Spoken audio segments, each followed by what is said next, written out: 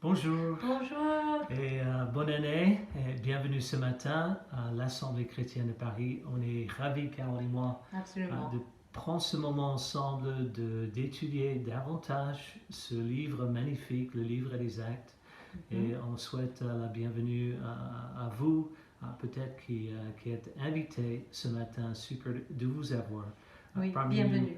parmi nous ce matin. C'est Actes chapitre 3, c'est le deuxième discours, message majeur de l'apôtre Pierre. Et il y a bien sûr au centre de ce message est l'idée de la repentance.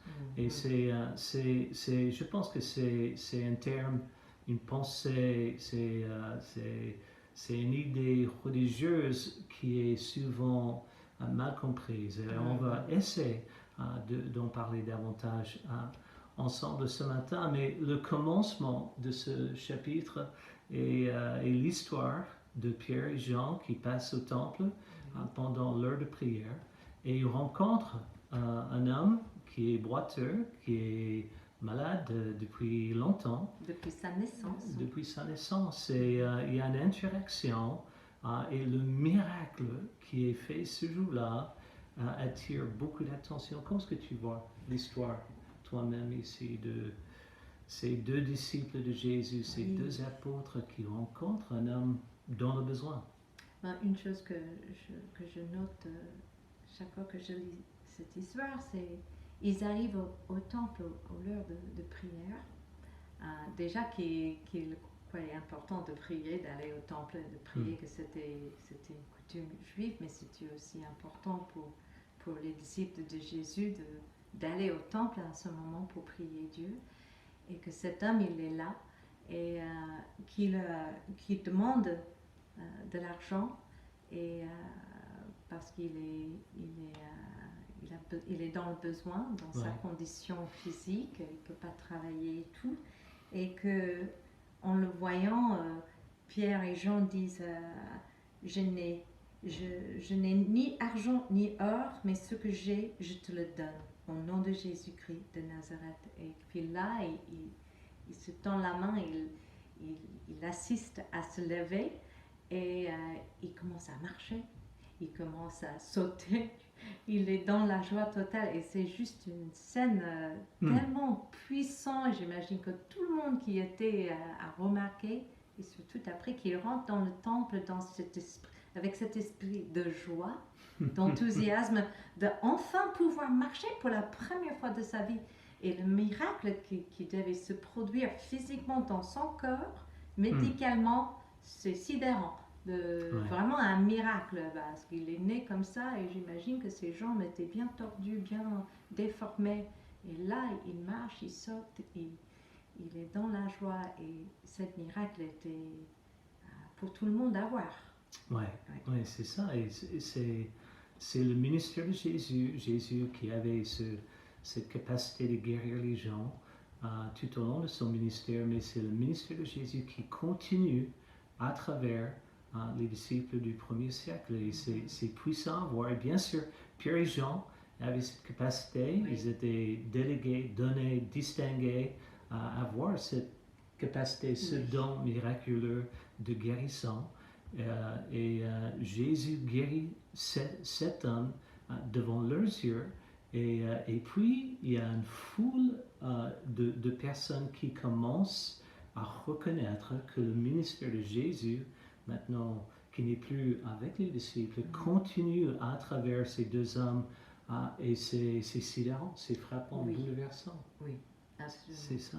Et je voulais juste noter ici, on va revenir à toute cette idée des dons miraculeux, parce qu'on va voir certaines guérisons à travers le ministère des apôtres et les chrétiens du premier siècle. Et on va en parler davantage. On sait que c'est un sujet important de nos jours, d'essayer de comprendre davantage quel est le plan de Dieu, la volonté de Dieu, le rôle de ces dons miraculeux de nos jours. Et on va aborder cette idée, mais c'est important de savoir que c'était deux apôtres qui étaient quand même désignés par Jésus de jouer un rôle important et d'avoir des preuves pour leur ministère en ce jour-là. Qu'est-ce que tu Je vois? voulais juste ajouter que je vois dans ce texte que Pierre et Jean, leur objectif principal n'était pas même la guérison, mais c'était de prêcher le message de Jésus, parce que c'est Jésus qui nous donne une vraie guérison, une guérison de cœur, de l'âme. Ce message dont on va parler, c'est vraiment ce qui était central pour eux. Et cette guérison n'était juste, c'était super pour ce jeune homme, et c'est Dieu et pour les guérisons aussi de nous aider avec les problèmes dans nos vies, et on peut toujours prier et voir des choses changer dans nos vies. On a tous vu des miracles de Dieu grâce aux réponses à nos prières, mais que là, le plus important, c'était de prêcher ce message et de saisir cette occasion, cette opportunité que Dieu leur a donnée pour annoncer cette bonne nouvelle que Jésus est le Messie ressuscité d'entre les morts. C'est ça, et ce jeune homme, il faut être une femme de 60 ans pour appeler cet homme un jeune homme. Il avait 40 ans, je pense. Pas encore 60. Mais passons au message de Jésus. C'était plutôt une étude approfondie de qui est Jésus. Et Pierre y passe beaucoup de temps à citer les idées centrales à cette foule juive qui écoutait son message. Mais au verset 13, il parle de Jésus comme serviteur de Dieu. Ça, c'était un des titres, une des descriptions dans l'Ancien Testament, que c'était un serviteur souffrant de Dieu. Isaïe en parle dans l'humilité, mais Pierre passe un peu de temps quand même à parler de Jésus en tant que serviteur de Dieu. Verset 14, Jésus élevé par Dieu, le Père glorifié par Dieu le Père. Il n'y a personne comme Jésus, personne dans l'histoire qui a été élevé au-dessus de tous. On voit ça en Colossiens chapitre 1, comme Jésus, et il met l'accent sur ce rôle-là et comment Dieu l'a élevé. Aussi, verset 14, que Jésus soit la source de vie. En Jésus est la vie. Aucune vie en dehors de Jésus. Je sais que mon iPad, c'est à 12% ici. Et si je ne branche pas cet iPad dans les heures à venir, ça va être mort. Ouais. Et je pense que en dehors d'une relation, une connexion avec Dieu, à travers Jésus, Pierre disait, Jésus est la source. Il est à la source de la vie. Et il prêche cette idée, verset 15, que Jésus soit revenu de la mort. Il y en avait 500 témoins, probablement au temple.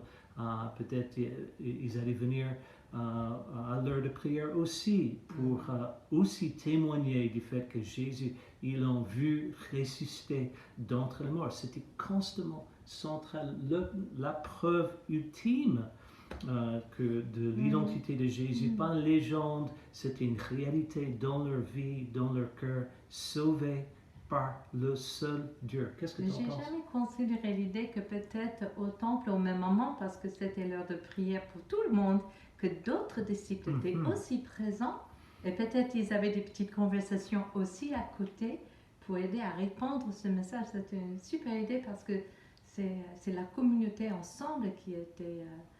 qui a renforcé cette idée. Et ce que j'adore ici, c'est le fait que Pierre et Jean ne prennent pas une gloire pour eux-mêmes. C'était Jésus c'était la puissance de Jésus dans leur vie. C'était Jésus qui mérite toute cette gloire. Sans lui, ils étaient incapables de faire de telles choses, mais c'était leur foi qui l'a rendu possible. Et je sais que pour moi-même, c'est souvent une question de foi. Pour moi-même, si je crois que Dieu veut m'utiliser, veut que Dieu veut préparer les cœurs des gens sur mon chemin. Est-ce que je crois que Dieu est à l'œuvre dans ma vie et qu'il veut que je fasse des choses avec lui pour sa gloire et avec l'esprit qui habite en moi. Et je trouve ça juste super qu'ils disent aux gens non, c'est pas nous. Ouais, c'est ça. Jésus. Non, c'est frappant. Et notre humain, c'est qu'on veut un peu de gloire pour nous-mêmes, qu'on soit quelqu'un d'important aux yeux des autres. Et là, on voit une telle humilité, même que Pierre et Jean qui était un des fils de tonneur, qui voulait que sa maman avait dit voilà, donne à mon fils une place à ta droite ou à ta gauche. Et là, il est juste un humble serviteur. Ouais. Et finalement, dans son discours, à partir du verset 17 jusqu'au 26, merci Carole, il parle de Jésus comme l'accomplissement des prophéties. C'était une étude de qui est Jésus pour une population, une foule juive, que Jésus est le Messie.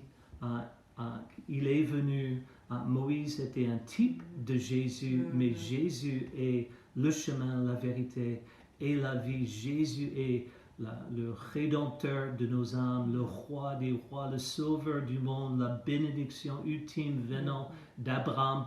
Voilà votre Jésus, voilà ce Jésus que je prêche.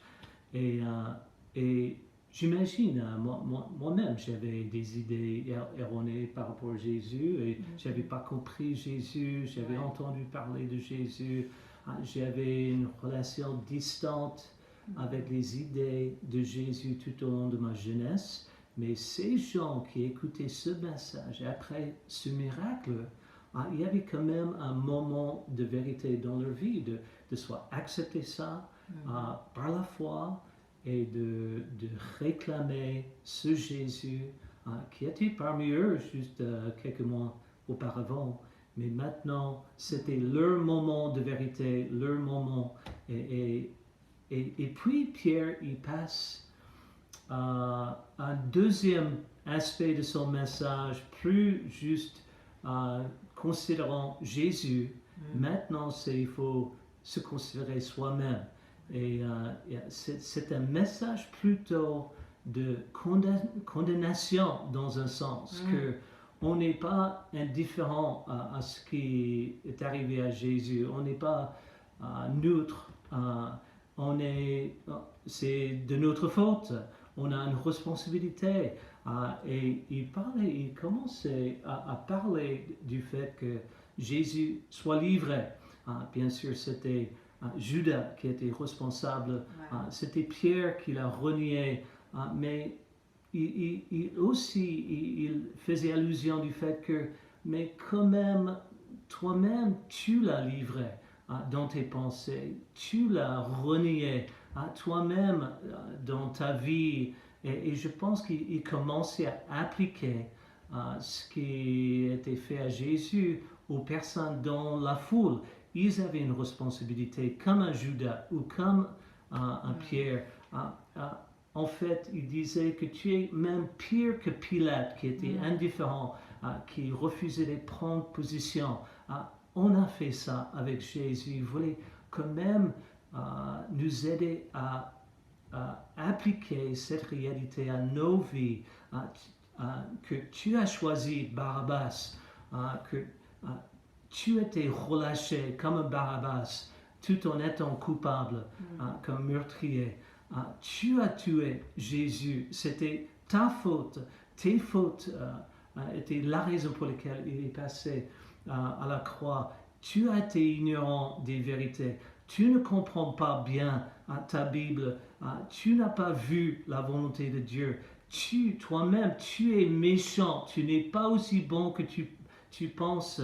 Et c'était un message lourd, un appel à la repentance. Comment est-ce que ça te frappe, Carole, quand tu entends ce message? Parce que c'est dur, c'est dur à accepter. On ne veut jamais vraiment accepter notre tort.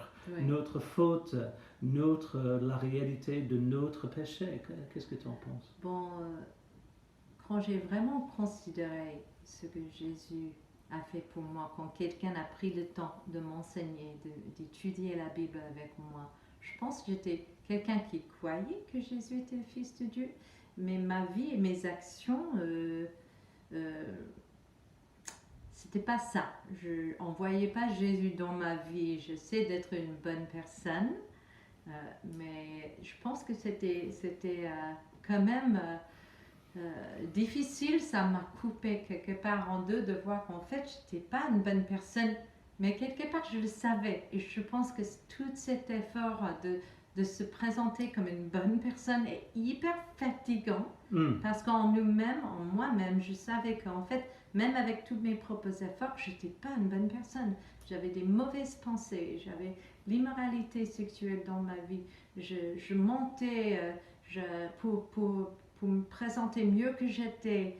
Et surtout, je pense plein d'autres péchés. Quand je regarde Galates et d'autres listes de péchés dans la Bible, je dis, mais ça c'est ma vie, ça c'est qui je suis. La jalousie, l'envie, l'orgueil, je dis waouh, c'est moi. Et ça, c'était lourd. Hein. Mais je pense que ce qui est. Donc, j'avais besoin de plus à changer, c'était ma façon de voir Dieu. Je voyais Dieu comme dur, que Dieu voulait me punir, que Dieu n'était pas content avec moi, que son amour pour moi était conditionnel sur comment je vivais. Que si j'étais une bonne personne, il allait vouloir me sauver. Et en fait, c'était l'opposé, que je devais accepter que je n'étais pas une bonne personne et que Dieu me voyait, même il sait combien de cheveux sont sur ma tête, qui est difficile à compter. Il me connaissait mieux que je me connais, et il me connaît toujours mieux que je me connais, et il m'acceptait et il m'aime. Il m'aime tel que je suis. Et même après mon baptême, c'était déjà de croire que c'était comme Dieu est. Et il m'a fallu du temps pour vraiment l'intégrer dans mes pensées. Pour que ça soit ma façon de voir Dieu en tant que juste, bien sûr, mais bon, puissant, mais miséricordieux. Et j'avais besoin de changer mon image de qui est mon Père et et Jésus m'a aidé à faire ça. C'était l'exemple de Jésus dans la Bible qui m'a aidé en étudiant, en creusant, et toujours quand je vois cette bonté en Jésus, son amour, sa grâce qu'on ne mérite pas, ça me bouleverse. Et puis je devais changer mon image de moi, que je ne dois pas être une bonne personne, pour être accepté et aimé par Jésus, et que j'ai des qualités et des défauts, et c'est pas grave, que Dieu est là pour me sauver.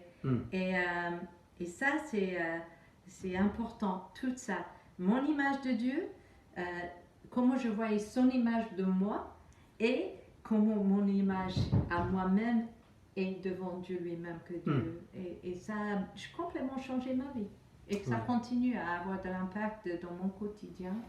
Oui, merci beaucoup, et bien sûr j'ai profité de tous ces changements moi-même. Mais alors on voit dans ce discours, à partir du verset 19, Pierre y passe de la foi en Jésus, ce qui est essentiel dans ce plan de salut, mais il passe de la foi à la repentance, et il dit changez donc d'attitude et convertissez-vous pour que vos péchés soient effacés, selon les enseignements de Jésus et maintenant de Pierre, que la repentance est essentielle pour le salut. Alors des temps de rafraîchissement viendront de la part du Seigneur, et il enverra le Messie qui vous était destiné, c'est Jésus.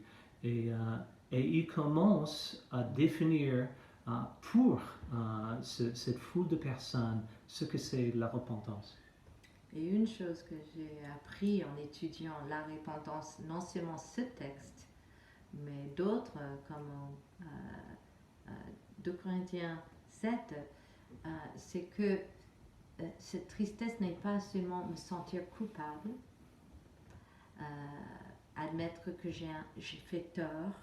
C'est bien plus que ça, c'est pas juste une tristesse où je me sens coupable parce que les gens voient mon péché, que j'ai honte parce que mon péché est dévoilé, que les autres voient mon péché, qui peut être embarrassant. Franchement, je peux toujours lutter avec ça, qu'est-ce que les autres vont penser de moi, mais je me suis rendu compte que c'est en fait quand on vit vraiment, quand tout est exposé, et on est devant Dieu, quelle liberté que je suis encore connue, acceptée et aimée, et de vivre dans cette lumière de Dieu. Mes péchés sont là dans la lumière. J'ai rien à cacher. Ouais. Dieu me connaît. Non, merci, c'est tout à fait ça. Cette idée, et on va voir ça ensemble à travers les discours dans le livre des Actes. Mais ici, cet aspect de tristesse selon Dieu, pas une tristesse du monde, où on fait peut-être face à notre faute et on est triste parce qu'on souffre un peu, mais ça ne change pas notre manière de vivre notre perspective. Et que la repentance est essentielle. Luc chapitre 11, Jésus lui-même prêchait que si on ne se repent pas, on ne sera pas sauvé, on va périr. Et Jésus était direct par rapport à ça, que la repentance est quelque chose de tangible, de visible. Il y a des fruits qui sont évidents à tous, spécifiques, de voir son tort, sa nature, et de commencer à en faire face et mettre ça entre les mains de Dieu. Un déclic où ça nous pousse à une perspective complètement différente. Et nos yeux sont ouverts à certaines choses, une certaine dimension de la vie. Notre ancienne vie devient une nouvelle vie.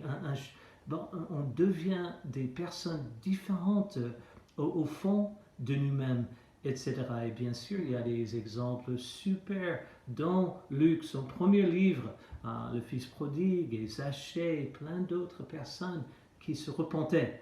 Et Pierre commence avec cette foule de personnes à expliquer leur repentance et le pourquoi derrière leur repentance. Qu'est-ce que tu Juste penses? Une pensée peut-être pour moi, je pense un aspect de ma repentance à moi, c'était de non seulement accepter que Jésus voulait être le sauveur de ma vie, mais pour qu'il soit sauveur, il devait aussi être Seigneur.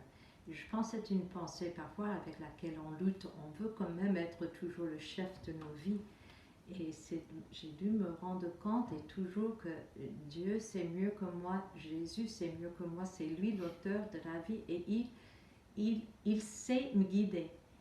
Il sait comment m'aider à changer, sur quoi bâtir ma vie, quels sont les principes le plus essentiels pour bien construire notre couple, éduquer nos enfants. Comment tout faire, hein? C'est lui qui sait construire la maison de ma vie. Et pour que même à l'intérieur, c'est Jésus qui doit être le Seigneur et pas juste le Sauveur. Et je pense que cette idée de nos jours est pas toujours un concept qu'on aime accepter, que je dois donner les rênes de ma vie à Jésus. Oui, merci. Alors, la repentance selon Pierre, dans ce passage, c'est la repentance est notre ami. C'est une bénédiction, c'est l'espoir de régler son passé, de vivre une vie abondante dans le présent, de bâtir son avenir sur la volonté de Dieu, sur les principes importants, sur les réalités de la vie, sur les vérités spirituelles. La repentance est nécessaire, c'est un cadeau de Dieu, c'est d'accepter sa grâce, c'est un nouveau départ, c'est d'effacer ses erreurs, c'est de continuer à se voir tel qu'on est. On n'est pas bon, mais ça va, Jésus, il est avec nous et derrière nous, il est mort pour nous. Que la repentance, c'est aussi essentiel pour que nos péchés soient effacés, ce mur de séparation entre nous et un Dieu saint soit démoli, abattu, qu'on est en sécurité devant le jugement à venir. On est en confiance. Il y a une paix qui commence à régner dans nos cœurs face à même nos erreurs, nos fautes, nos défauts, nos péchés. La repentance, il y a des temps de rafraîchissement, que la repentance y a un effet pour nous soulager, pour nous fortifier, nous renouveler de cette culpabilité dont Carole parlait tout à l'heure. On est à l'abri, il y a un repos pour nos âmes, plus besoin d'agir de façon fausse, fabriquée, ou de donner une impression, ou paraître bon. On peut s'accepter et accepter les autres. Et on a plus de grâce envers les autres si on continue à aller vers ces temps de rafraîchissement. La réponse, Carole, de ce message, encore on a vu juste le chapitre avant, 3000 personnes étaient baptisées en Christ, mais ici, chapitre 4, on voit dans les premiers versets qu'il y avait quand même plus de 5000 hommes. Et on sait que les femmes sont plus ouvertes et plus humbles en général, probablement au moins 5000 femmes, au-delà de 10 000 personnes, juste après un message, un miracle, et un deuxième message, et la réponse des personnes, les gens cherchaient ce message, ce Jésus. Qu'est-ce que tu en penses?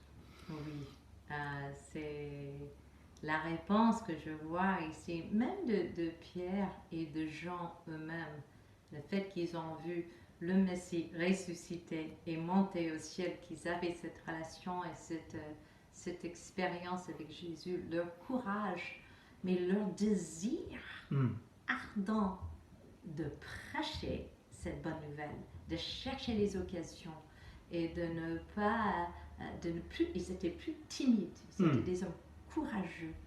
Et je sais pour moi-même, cette mission m'est très très chère parce que on voit tellement des miracles, on peut faire partie quelque part de cette transformation de quelqu'un quand on étudie la Bible avec quelqu'un, quand on prêche cette bonne nouvelle, qu'on les aide à voir que Jésus est en fait le Fils de Dieu, il est mort et ressuscité. Et je sais, récemment, on dit aux États-Unis, même pendant le Covid et tout, on a pu rentrer voir nos enfants qui habitent là-bas. Et on devait faire quelques courses au supermarché. Et on est arrivé à la caisse et une jeune femme derrière la caisse a juste... elle m'a donné quelques compliments sur mes lunettes de Pierre Cariven, que j'adore. Et on a commencé une conversation et elle a noté la complicité et l'amour entre nous, je ne sais pas, mais c'était évident pour elle.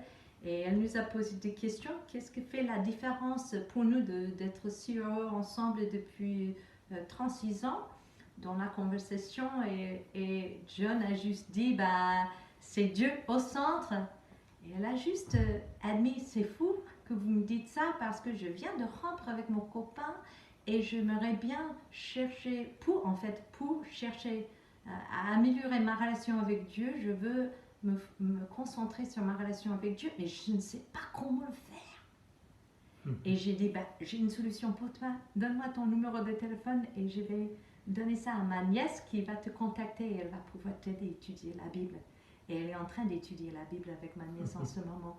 Et on a quitté le magasin et on s'est rendu compte on est allé à un magasin qui était bien plus loin avec le GPS d'où on voulait aller. Et je dis, waouh Dieu, tu nous as mis sur son chemin pour qu'on puisse lui donner cette occasion. Et heureusement, on a pu avoir cette conversation avec elle. Mais ça, c'est comment Dieu agit dans la vie. Il veut sauver le maximum de personnes possible. Ça, c'est pourquoi on est aussi toujours, je pense, quelque part sur cette terre, c'est pour pouvoir témoigner. Ouais. C'est une grâce, c'est une joie. Et Pierre et Jean, on voit ça. Pour eux, c'était une grâce et une joie de prêcher cette nouvelle. Merci beaucoup pour cette histoire. Alors, il y avait, en chapitre 3, il y avait un miracle, le miracle de Jésus à travers Pierre et Jean, mais ce miracle magnifique qui a attiré l'attention de tout le monde au temple. Et puis il y avait le message, un message qui était centré sur Jésus en tant que Messie, mais Jésus qui était venu ici, qui était ressuscité d'entre les morts, qui était élevé par Dieu, glorifié par Dieu, et puis le message de repentance. Et cette idée de repentance, la repentance est notre ami. On a besoin de la repentance. La repentance, finalement, il y a une source de vie à travers cette décision de changer notre façon de voir Jésus et la vie. Et ce matin, nous allons faire notre culte live stream un peu différemment. On va passer directement à un appel Zoom ensemble et on va louer le Seigneur, peut-être sauter comme cet homme, donné qu'on est guéri aussi spirituellement parlant, mais on va louer ensemble, chanter ensemble à travers Zoom, ce qui est toujours intéressant d'essayer de faire ça. Oui. Mais on va essayer de faire ça aussi. On va entre-temps prendre le repas du Seigneur pendant ce moment. Et puis Francine et Radu, ils vont animer une discussion et voici les questions à considérer. Pour vous-même, décris ce moment de repentance si tu t'es jamais repenti.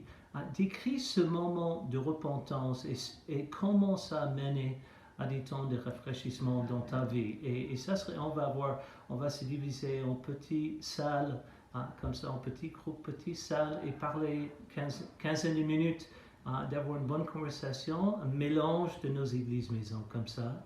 Et puis, une deuxième discussion va revenir, une deuxième discussion va être avec un deuxième groupe de personnes. On voit dans ce passage un bienfait, un acte de bonté, comment ça peut changer, ça peut faire toute la différence, comme Carol vient de dire, dans la vie d'une personne ou dans la vie de beaucoup de personnes. Et on va parler de juste comment voudrais-tu faire une différence dans l'année à venir, comme Pierre et Jean ont fait une différence dans la vie de cet homme. Et bien sûr, tout l'impact de ce message à travers le peuple juif en Actes chapitre 3. Alors, on va passer direct à Zoom. On a hâte de passer un peu plus de temps avec toute l'Église ensemble ce matin. À très vite. Ciao. Ciao.